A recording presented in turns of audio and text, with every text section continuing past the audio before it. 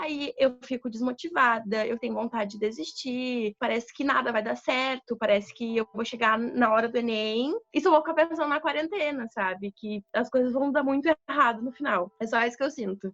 Medo, angústia, incertezas. Sentimentos que muitas pessoas passaram a vivenciar durante o isolamento em razão da pandemia causada pelo novo coronavírus. Durante a quarentena, tanto a saúde física quanto a mental são diretamente impactadas. Fiquei, assim, muito nervosa, chorei algumas vezes, assim, porque e agora, né? Como é que vai ser a minha vida mês que vem? Savana de Moraes sentiu os efeitos das mudanças logo no início da pandemia.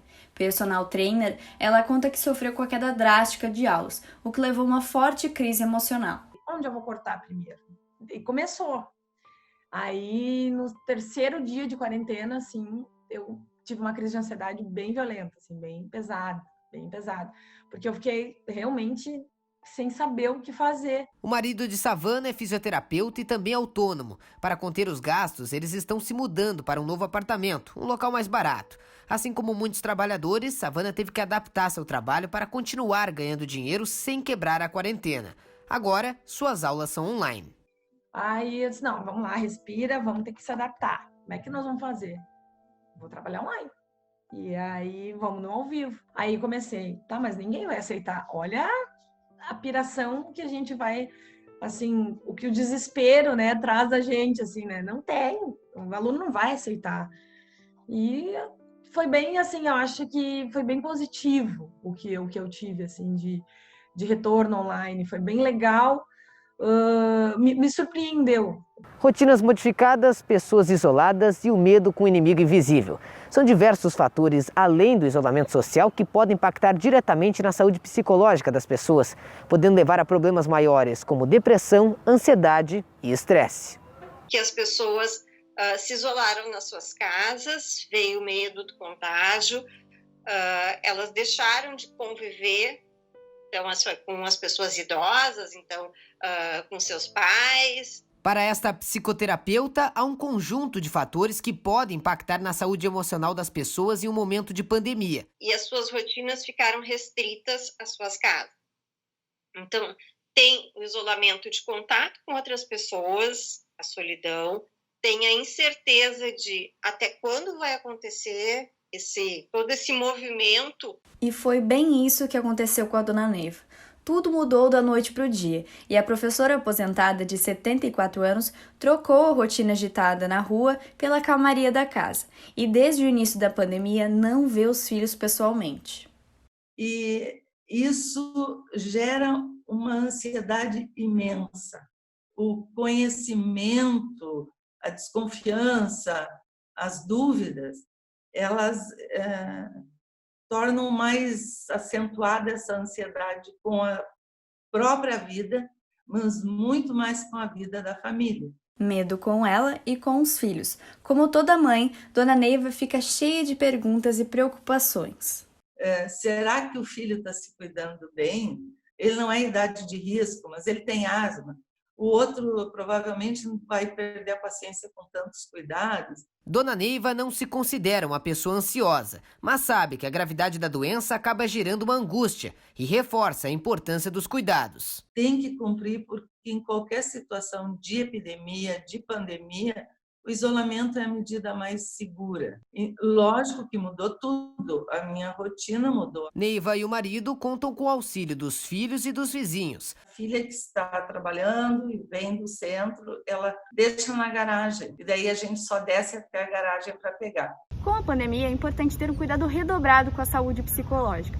Um recente estudo da Universidade do Estado do Rio de Janeiro mostrou um aumento de quase 50% nos casos de depressão e um aumento de 80% nos casos de ansiedade somente nas 4 primeiras semanas de quarentena no Brasil. A pesquisa, coordenada pelo professor Alberto Filgueiras, do Instituto de Psicologia da UERJ, foi realizada entre os dias 20 de março e 20 de abril e contou com mais de 1.400 voluntários, de 23 cidades em 9 estados brasileiros, sendo a região sudeste a de maior representação na pesquisa. Um exemplo simples foi a depressão, que teve 4,2% na primeira semana e 8% na segunda semana, então ela praticamente dobrou em termos de prevalência, e dados semelhantes aconteceram tanto para a ansiedade quanto para estresse agudo, né? Segundo o professor Filgueiras, quem recorreu à psicoterapia pela internet apresentou menores índices de estresse e ansiedade. Não adoeceram ao longo do tempo quando comparados com pessoas que não tiveram esse tipo de acompanhamento,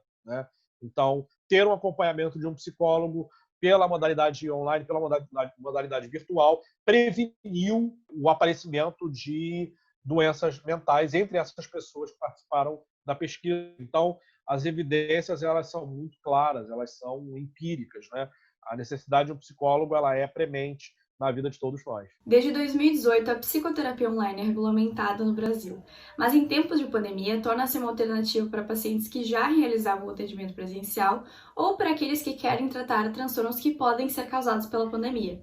Com isso, computadores e celulares podem ser grandes aliados neste processo. Devido ao aumento na demanda por teleatendimento, houve um crescimento no volume de solicitações de profissionais na plataforma EPSI, criada pelo Conselho Federal de Psicologia, para que psicólogos sejam habilitados a fazer o atendimento virtual. Essa plataforma é uma plataforma que auxilia os conselhos para fazer a fiscalização. Porque não basta só oferecer o serviço, é preciso que esse serviço seja feito com rigor técnico, com qualidade ética, técnica, científica. Entre 10 de novembro de 2018, mês no qual a plataforma entrou no ar, e 29 de fevereiro de 2020, foram realizados mais de 30 mil cadastros. Só no mês de março de 2020 foram contabilizados mais de 32 mil registros. Em abril, foram feitos quase 24 mil cadastros. Ao todo, março e abril deste ano somam 56.177 novos cadastros, superando todos os registros anteriores à pandemia.